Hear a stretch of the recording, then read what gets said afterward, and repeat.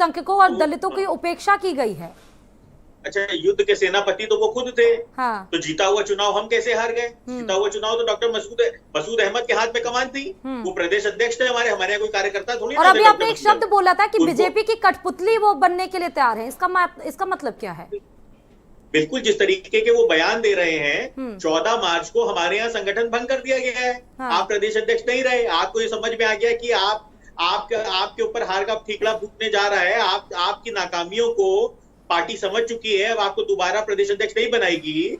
अब ऐसी स्थिति में आप ऊट पटांग बयान दे रहे हो, नागरल बयान दे रहे हो। आप ये कहां से छप के आया? बीजेपी की कठपुतली का क्या मतलब? जानता हूं बीजेपी की कठपुतली का, रोहित जी, बीजेपी की कठपुतली का क्या मतलब है? बिल्कुल, बीजेपी कठपुतली का मतलब ये है कि जहां तक मैं डॉक्टर मसूद को जानता हूं, ये 60 पन्ने का इस्तीफा डॉक्टर मसूद के दिमाग की उपज नहीं है। हाँ। ये कहीं ना कहीं उनके पीछे कोई और थिंक टैंक काम कर रहा है, जिसने इनके 7 पन्ने के इस्तीफे को थिंक टैंक बीजेपी है। वो थिंक टैंक बीजेपी है, भारतीय जनता पार्टी है। बिल्कुल भारतीय जनता पार्टी है। तो एक्सपोज हो गए जी, डॉक्टर मसूद के इस्तीफे के पीछे बीजेपी है। श्रुति जी, रोहित जी की जो भी वक्तव्यता है, ये चुनाव की बुरी तरह से पराजय से इनका डेस्परेशन है। और उस डेस्परेशन में हार स्वीकार कर रहे हैं, विनम्रता से स्वीकार कर रहे हैं कि हम हार गए और भारतीय जनता पार्टी जीत गई। और हम तो विपक्ष होने के नाते आपसे ये कह रहे हैं कि कठपुतली बन के काम मत करिए जनता के सरोकार के लिए। जिस तरह से भारतीय जनता पार्टी को मैंडेट मिला है, कम से कम भारतीय जनता पार्टी के रूप में काम करिए। बेहोशी में बोलते हैं, वैसे रोहित जी का संभाषण है, वो डॉक्टर मसूद को भारतीय जनता पार्टी कठपुतली बता रहे हैं और बहुत सारी चीजें बोल रहे हैं। तो ये इनका डेस्परेशन बोल रहा है। अपने मैंडेट को, जनादेश को सम्मान पूर्वक स्वीकार करने के बजाय इस तरह की भाषा का इस्तेमाल मुझे लगता है वही करेगा जो कहीं ना कहीं डेस्परेशन। देखिए, मैं टिप्पणी कर रहा हूं डॉक्टर मसूद के ऊपर, मिर्चा लग रही है भारतीय जनता पार्टी के प्रवक्ता को। तो अब आप खुद समझ लीजिए कि वो कठपुतली थे कि इनकी की नहीं थे। भाई, मेरी टिप्पणी डॉक्टर मसूद अहमद के लिए है।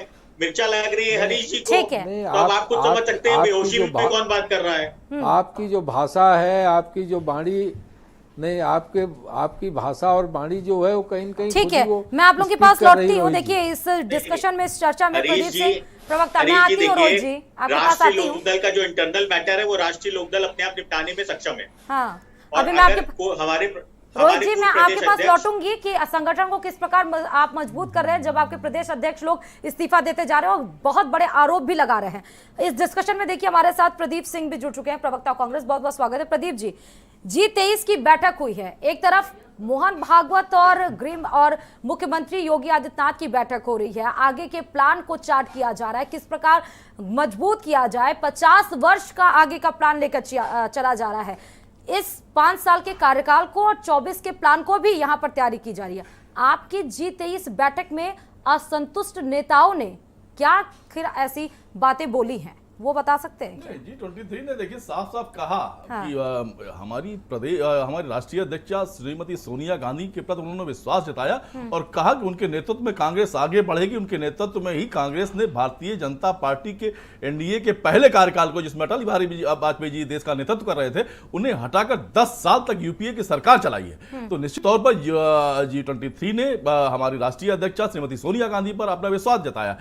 हाँ, अब नई सरकार उत्तर प्रदेश की, जो भारतीय जनता पार्टी को भरपूर समर्थन मिला है, युवाओं का मिला है, महिलाओं का मिला और देश की आवाम, प्रदेश की आवाम का समर्थन उन्हें मिला। वो किससे मिल रहे हैं, उनकी सरकार में कौन लोग आ रहे हैं, उनके मंत्रिमंडल में कौन लोग आ रहे हैं, ये उनका निर्णय है। हम एक जिम्मेदार विपक्ष होने के नाते 100 दिन का उन्हें समय देंगे, हनीमून पीरियड देंगे। 100 दिन के बाद जब सरकार की नीतियां सही नहीं होंगी तो निश्चित तौर पर ईमानदार विपक्ष की हैसियत से हम उनसे सवाल खड़ा करेंगे। जहां तक रही योगी जी की बात, हम कहते हैं कि योगी, ये बात तो तय है और पूरा देश जानता है कि भारतीय जनता पार्टी को गवर्न करती है, संघ परिवार गवर्न करता है और मोहन भागवत के सामने शरणम गच्छामि भारतीय जनता पार्टी का हर नेता होता है। लेकिन वो लोग होते हैं जो संघ की परिपाटी से निकल कर आए होते हैं। योगी जी तो आज भी, जहां तक हमें पूरा विश्वास है और हम पूरी दृढ़ता से ये बात कह सकते हैं, आज भी वो भारतीय जनता पार्टी के प्रारंभिक सदस्य भी नहीं है, संघ की शाखा से निकले हुए युवा नहीं है। लेकिन आज अगर उन्हें संघ की शरणों में जाना पड़ रहा है तो निश्चित तौर पर कहीं न कहीं नहीं, बिल्कुल कोई दिक्कत नहीं है। लेकिन सरकार चलाने वाला व्यक्ति किसके पास जा रहा है, किसके पास नहीं जा रहा है, समर्थन उनके पास है, वो किसके पास जा रहा है, किसके पास नहीं जा रहा है, इस पर टिप्पणी करने का अधिकार हम एक विपक्ष के नाते हम समझते हैं हमें नहीं है। लेकिन हम ये जरूर कहना चाहेंगे, संघ जिस तरीके से लोकतंत्र की व्यवस्था पे कुठाराघात करता है, एकात्म मानववाद की विचारधारा पर चलता है, जहां लोकतंत्र की कोई हैसियत ही नहीं है, जहां जनतंत्र की कोई परिभाषित करने की इच्छा ही शक्ति उनके अंदर नहीं है, एक अधिनायकवाद की तरफ जनसंघ हमेशा बात करता है, संघ हमेशा बात करता है।